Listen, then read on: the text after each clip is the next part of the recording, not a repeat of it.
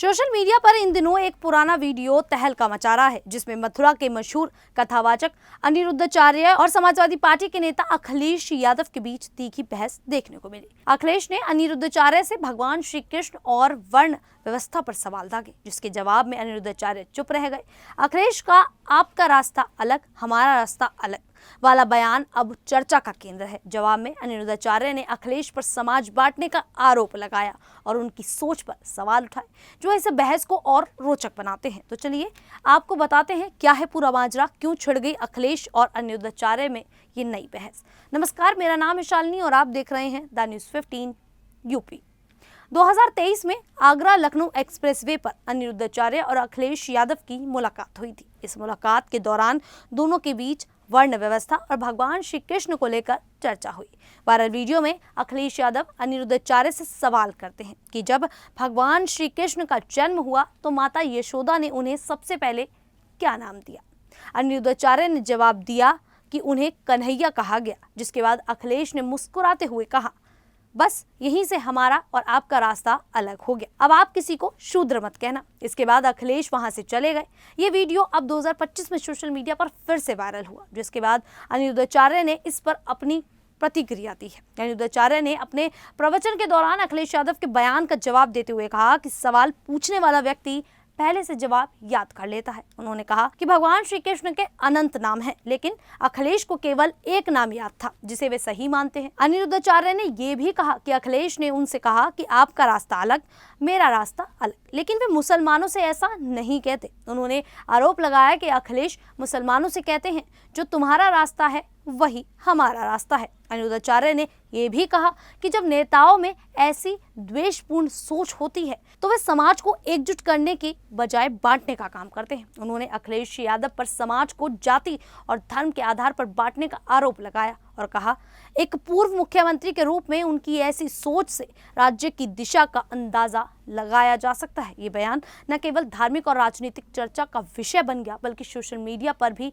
दोनों पक्षों के समर्थकों के बीच तीखी बहस छिड़ गई।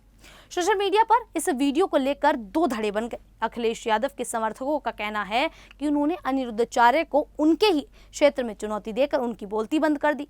कुछ यूजर्स ने लिखा कि अखिलेश ने अनिरुद्धाचार्य को शास्त्रों का सही ज्ञान न होने का सबूत दे दिया। दूसरी ओर अनिरुद्धाचार्य के भक्तों और समर्थकों ने उनके जवाबी बयान की सराहना की और अखिलेश पर धार्मिक भावनाओं को ठेस पहुंचाने और समाज को बांटने का आरोप लगाया। खैर, आपको बता दें, अनिरुद्धाचार्य पहले भी अपने बयानों और व्यवहार के कारण विवादों में रहे हैं।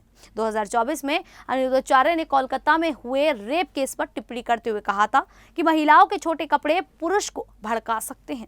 इस बयान पर उन्हें सोशल मीडिया पर काफी ट्रोल किया गया और कई लोगों ने इसे रूढ़िगत और गैर जिम्मेदाराना करार दिया। इस बयान ने उनकी छवि को नुकसान पहुंचाया क्योंकि इसे महिलाओं के प्रति असंवेदनशील माना गया। अनिरुद्धाचार्य ने पहले बिग बॉस जैसे रियलिटी शो की आलोचना की थी और कहा था कि वे कभी इसका हिस्सा नहीं बनेंगे, लेकिन 2024 में बिग बॉस 18 के प्रीमियम में उनकी उपस्थिति ने उनके प्रशंसकों को हैरान कर दिया। इसके बाद सोशल मीडिया पर उन्हें दोगली मानसिकता का आरोप लगाते हुए ट्रोल किया गया।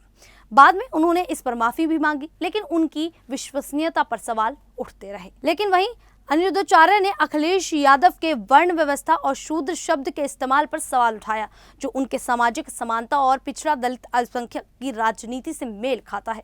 उनके समर्थकों का कहना है कि उन्होंने अनिरुद्धाचार्य को शास्त्रों के आधार पर चुनौती दी और सामाजिक भेदभाव को बढ़ावा देने वाले विचारों का विरोध किया। अखिलेश के समर्थकों का मानना है कि अनिरुद्धाचार्य जैसे कथावाचक धर्म का इस्तेमाल राजनीतिक एजेंडे को बढ़ावा देने के लिए करते हैं।